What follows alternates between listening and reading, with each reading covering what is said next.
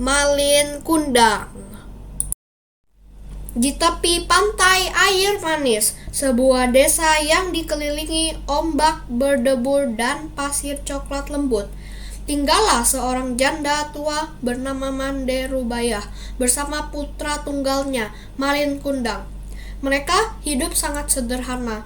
Setiap hari, Mande Rubayah harus bekerja keras menjual hasil tangkapan ikan untuk menyambung hidup. Malin tumbuh menjadi pemuda yang lincah dan berani.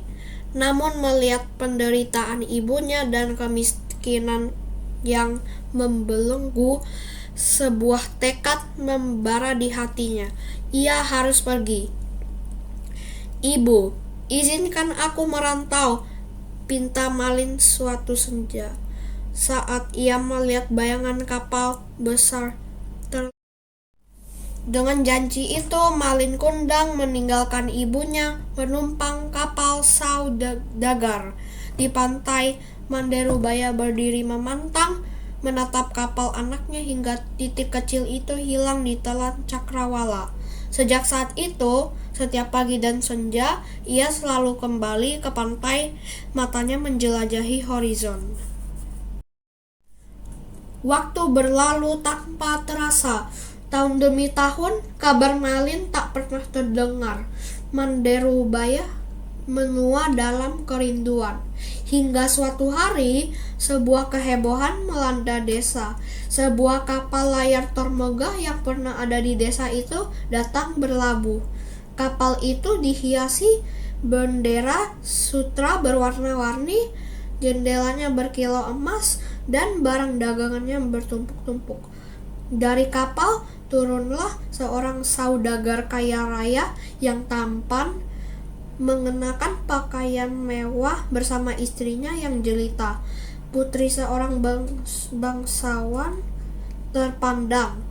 Mande Rubayah yang saat itu sedang berjalan tertatih-tatih di dekat dermaga, segera mengenali bekas luka di dahi pemuda itu.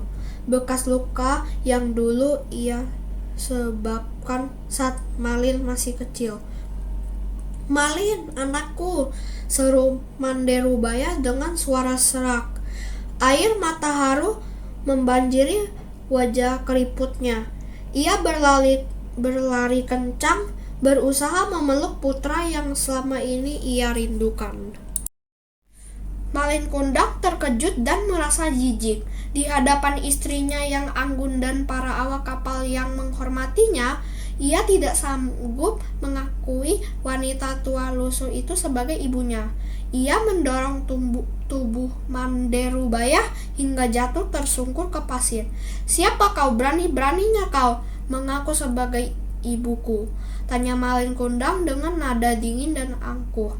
"Ibu saya sudah meninggal. Pergi kau wanita tua kotor." Istri Malin ikut menimpali dengan pandangan meremehkan. "Jauhkan dirimu dari suamiku, pengemis. Kau pikir bisa menipu kami?" Mande Rubayah mencoba sekali lagi. Ia memegang kaki Malin, memohon agar putranya mengingat masa lalu mereka. "Malin, ini ibu. Tidakkah kau ingat bagaimana ibu membesarkanmu sendirian? Mengapa kau begitu tega, nak?" ratak Mande Rubayah. "Pergi," bentak Malin sambil menendang kakinya menjauh. Hati Mande Rubayah hancur berkeping-keping. Ia menyadari bahwa kekayaan telah membutakan mata dan hati putranya. Dengan gemetar ia bangkit menatap langit kelabu dan mengangkat kedua tangannya. Ia tidak lagi memohon ampunan, melainkan keadilan. "Ya Tuhanku yang Maha Kuasa, jika benar ia adalah Malin Kundang, anakku yang durhaka, tunjukkanlah kepadanya kebesaran-Mu.